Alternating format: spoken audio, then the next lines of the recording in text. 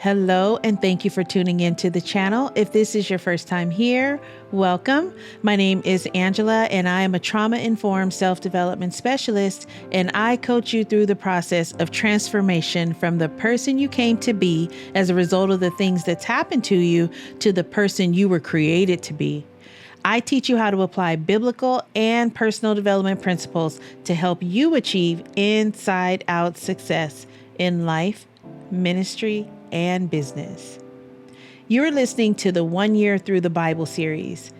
Reading and understanding the Bible from Genesis to Revelation will give you a contextual overview of the whole counsel of God, as mentioned in Acts 20, verse 27. I'll be reading from the New King James if you'd like to read along. Today's Old Testament reading begins in the book of Ecclesiastes, chapter 1, verse 1 through chapter 2, verse 26. The words of the preacher, the son of David, king in Jerusalem. Vanity of vanities, says the preacher. Vanity of vanities, all is vanity. What profit has a man from all his labor in which he toils under the sun? One generation passes away, and another generation comes, but the earth abides forever. The sun also rises, and the sun goes down, and hastens to the place where it arose. The wind goes towards the south, and turns around to the north. The wind whirls about continually, and comes again on its circuit. All the rivers run into the sea, yet the sea is not full. To the place from which the rivers come, there they return again. All things are full of labor, man cannot express it. The eye is not satisfied with seeing, nor the ear filled with hearing. That which has been is what will be. That which is done is what will be done, and there is nothing new under the sun. Is there anything of which it may be said, "See, this is new"? It has already been in ancient times before us. There is no remembrance of former things, nor will there be any remembrance of things that are to come by those who will come after. I, the preacher, was king over Israel and Jerusalem, and I set my heart to seek and search out by wisdom concerning all that is done under heaven. This burdensome task God has given to the sons of man, by which they may be exercised. I've seen all the works that are done under the sun, and indeed all is vanity and grasping for the wind. What is crooked cannot be made straight, and what is lacking cannot be numbered. I communed with my heart, saying, "Look, I have attained greatness and have gained more wisdom than all who were before me in Jerusalem. My heart has understood great wisdom and knowledge. And I set my heart to know wisdom and to know madness and folly. I perceive that this also is grasping for the wind. For in much wisdom is much grief, and he who increases knowledge increases sorrow. I said in my heart, Come now, and I will test you with mirth, therefore enjoy pleasure. But surely this also was vanity. I said of laughter, madness, and of mirth, what does it accomplish? I searched in my heart how to gratify my flesh with wine, while guiding my heart with wisdom, and how to lay hold on folly, till I might see what was good for the sons of men to do under heaven all the days of their lives. I made my works great. I built myself houses and planted myself vineyards. I made myself gardens and orchards, and I planted all kinds of fruit trees in them. I made myself water pools from which to water the growing trees of the grove. I acquired male and female servants, and had servants born in my house. Yes, I had greater possessions of herds and flocks than all who were in Jerusalem before me. I also gathered for myself silver and gold and the special treasures of kings and of the provinces. I acquired male and female singers, the delights of the sons of men, and musical instruments of all kinds. So I became great and excelled more than all who were before me in Jerusalem. Also, my wisdom remained with me. Whatever my eyes desired, I did not keep from them. I did not withhold my heart from any pleasure, for my heart rejoiced in all my labor, and this was my reward from all my labor. Then I looked on all the works that my hands had done, and on the labor in which I had toiled, and indeed all was vanity, grasping for the wind. There was no profit under the sun. Then I turned myself to consider wisdom and madness and folly. For what can the man do who succeeds the king? Only what he has already done. Then I saw that wisdom excels folly, as light excels darkness. The wise man's eyes are in his head, but the fool walks in darkness. Yet I myself perceived that the same event happens to them all. So I said in my heart, as it happens to the fool, it also happens to me. And why was I then more wise? Then I said in my heart, this also is vanity. For there is no more remembrance of the wise than of the fool forever. Since all that now is will be forgotten in the days to come. And how does a wise man die? As the fool. Therefore, I hated life because the work that was done under the sun was distressing to me, for all is vanity and grasping for the wind. Then I hated all my labor in which I had toiled under the sun, because I must leave it to the man who will come after me.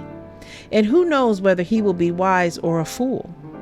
Yet he will rule over all my labor in which I toiled, and in which I have shown myself wise under the sun. This also is vanity. Therefore, I turned my heart and despaired of all the labor in which I had toiled under the sun. For there is a man whose labor is with wisdom, knowledge, and skill, yet he must leave his heritage to a man who has not labored for it. This also is vanity and a great evil. For what has man for all his labor, and for the striving of his heart with which he has toiled under the sun? For all his days are sorrowful, and his work burdensome. Even in the night his heart takes no rest. This also is vanity. Nothing is better for a man than that he should eat and drink, and that his soul should enjoy good in his labor. This also I saw was from the hand of God. For who can eat or who can have enjoyment more than I? For God gives wisdom and knowledge and joy to a man who is good in his sight. But to the sinner he gives the work of gathering and collecting, that he may give to him who is good before God. This also is vanity and grasping for the wind. Psalm 102, verse 1 through 11. Hear my prayer, O Lord, and let my cry come to you. Do not hide your face from me in the day of trouble. Incline your ear to me in the day that I call. Answer me speedily. For my days are consumed like smoke, and my bones are burned like a hearth. My heart is stricken and withered like grass, so that I forget to eat my bread. Because of the sound of my groaning, my bones cling to my skin. I am like a pelican of the wilderness. I am like an owl of the desert.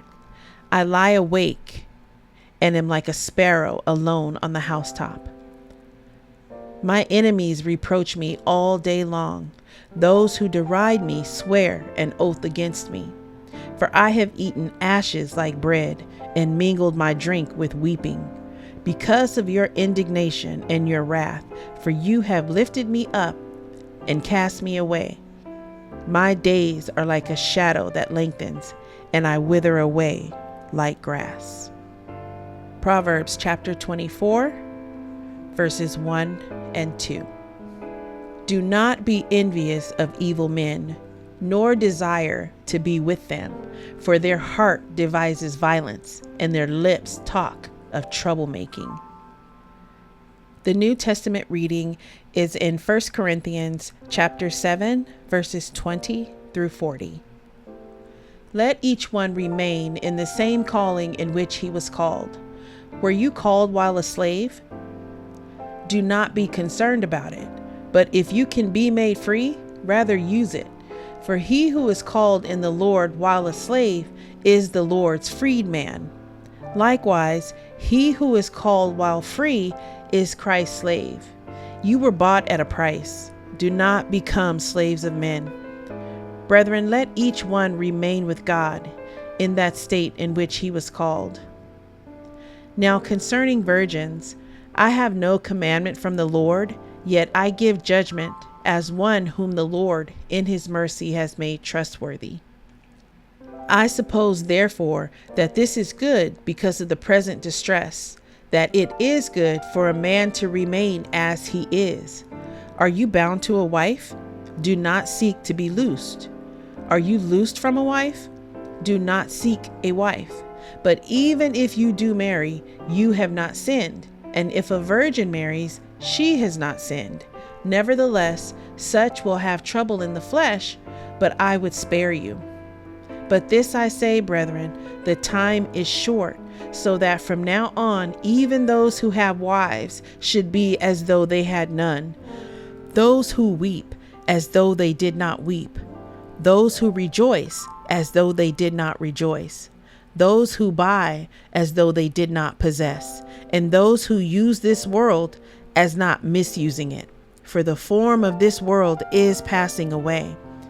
But I want you to be without care. He who is unmarried cares for the things of the Lord, how he may please the Lord. But he who is married cares about the things of the world, how he may please his wife. There is a difference between a wife and a virgin. The unmarried woman cares about the things of the Lord, that she may be holy both in body and in spirit. But she who is married cares about the things of the world, how she may please her husband. And this I say for your own profit, not that I may put a leash on you, but for what is proper, and that you may serve the Lord without distraction. But if any man thinks he is behaving improperly towards his virgin, if she is past the flower of youth, and thus it must be, let him do what he wishes. He does not sin, let them marry. Nevertheless, he who stands steadfast in his heart, having no necessity, but has power over his own will, and has so determined in his heart that he will keep his virgin, does well. So then he who gives her in marriage does well, but he who does not give her in marriage does better. A wife is bound by law as long as her husband lives, but if her husband dies, she is at liberty to be married to whom she wishes, only in the Lord. But she is happier if she remains as she is according to my judgment, and I think I also have the Spirit of God. Thank you, Lord, for providing your word to us today. May it reach deep into the heart of your chosen children who were set apart before the foundation of the world, that they may be renewed in the spirit of their mind. I give all praise and honor to the Most High Yah, Elohim, through your Son, Yeshua, Messiah. Amen.